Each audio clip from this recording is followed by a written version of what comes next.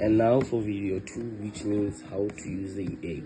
So if you guys don't know what the EA is based on, it's based on CMC. It's based on these demands and supply and demand and order blocks, and a lot of change of character, break of structure, and all that, etc. So it's based on all that.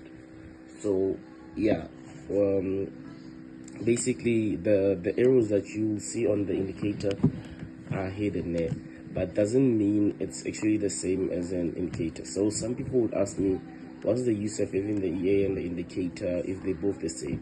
They're not actually the same. The EA runs in a very different way. Using the EA is much more better, but using the indicator is actually teaching yourself how to do this manually without any EA and indicator. So the EA understands you using it more than how you were supposed to. So when you use this EA now, you should remember that it doesn't just take any signal based on the arrow just because it's there. It's gonna look at how the rules that were built in that I didn't tell you about in the instructions of the indicator. So there are some certain things that we built in over here that we haven't told you about in the indicator to make the CA way more profitable. You can still use the indicator. I love using the indicator more than the EA actually. The EA is really good, but then I just prefer the indicator. I just love how the indicator would like help me push that really fast. Even the palm of the EA, it will analyze slowly. It might take its time, unlike you using an indicator. When you find the signal, you're quick to confirm it, but the EA is still not sure yet. So it wants to have the fullest trust to it so that it can win. But you know that it actually was a winning signal or whatever. So what we're going to do now is we're gonna look at the inputs of this EA. So on your inputs you will get EA magic number. Now you should remember when you load into another chart, as you can see I'm on Euro USD. Now let's say I want to add GBP USD. This is where you guys need to listen very carefully. When I'm on GBP USD now, I'm gonna go to GBP USD. As you can see over there, the magic number said 9812. So now let's go to GBP USD and we're gonna load it on GBP USD. Now when it says 9812 on Euro USD, which means on GBP USD we'll make it different. It can be any number as long as it's different. You can even just add one extra. Instead of 9812, it's going to be 9813. So then afterwards done. Yeah, so in this way it's much more better to make the EA easy to read. This is because then the EA shouldn't like confuse the chart. It should read each and every chart separately with its own data. It shouldn't like combine the data whereby it will make mistakes, which is a lot of EAs that make this kind of error. So yeah, just make sure you on that one you do that. Make sure the magic number is not the same for each chart you place it on. So it doesn't matter even if you're placing it the same pair and it's just a different time frame, as long as you go into a different chart. That's the point. So over here it says draw arrow on signal. So this one, you don't have to worry about it because then you already have the indicator. Don't turn it off, just leave it like this. And then over here you get active start trading, start time. You get to choose what time you wanted to start trading and then what time you wanted to end.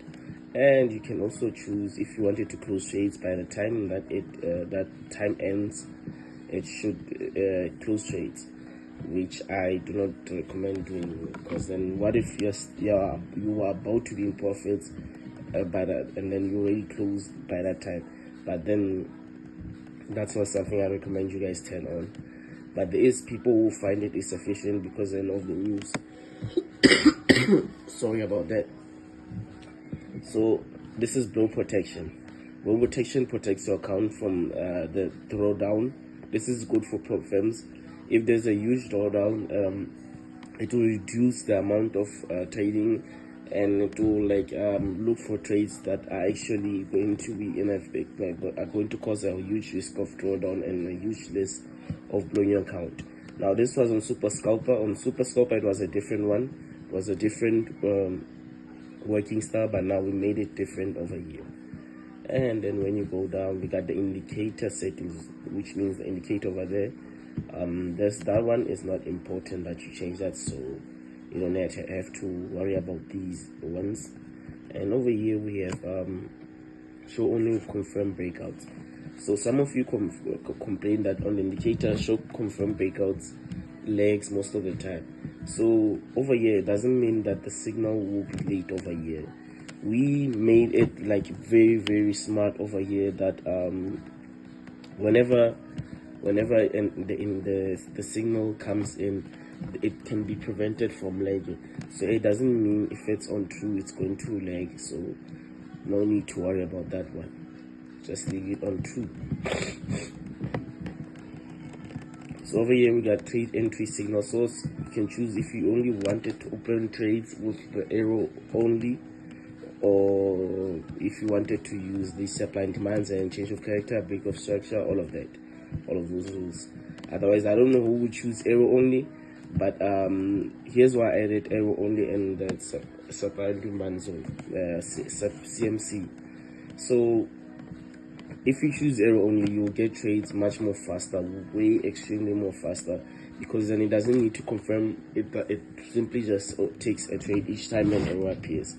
If you choose this, it'll be a bit more slower, but then you just will get more profitable trades. That's the good part.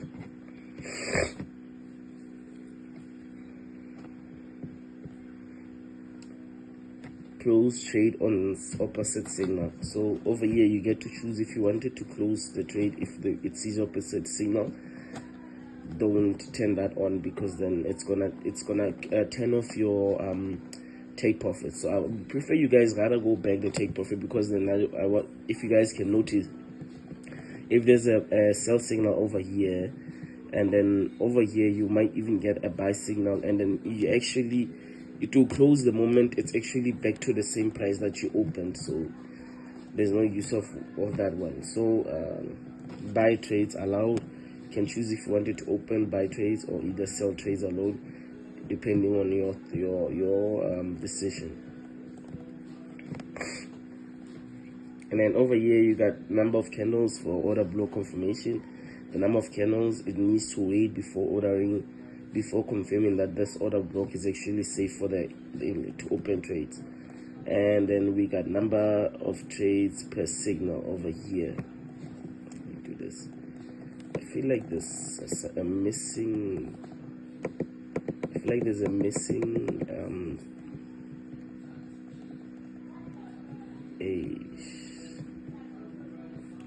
a missing input over here. I'll take it out. I'll have to delete that EA once again, but there's a missing input over there. So sorry about that. And then we got max spray. We got number of trades allowed.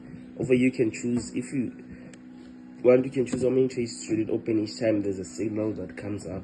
So usually I keep it on 3, but yeah, you get the point. So and then over here we got how the trade execution inputs. You get to choose how you want the trade volume method. Like if you choose this one, fixed lots per trade, it will open a trade according to how you said over there. Like you said you want it to open 2 trades per signal, so it will do that. But then if you choose a preset, it will be much better, because then the preset is actually much more easier for you. So I wouldn't recommend you guys touch this one over here. Let the preset change it for you. And then you get to choose the lot size you want to start with, and then the percentage risk, you can turn it like lower if you want, but then keep it according to the preset. But then if you see that the EA is opening trades at crazy lot size and too many trades, you can just reduce the percentage risk. So over here you get the first TP. You get to choose over here your take profit at the amount of it, and then over here this is the multiplying of the take profit.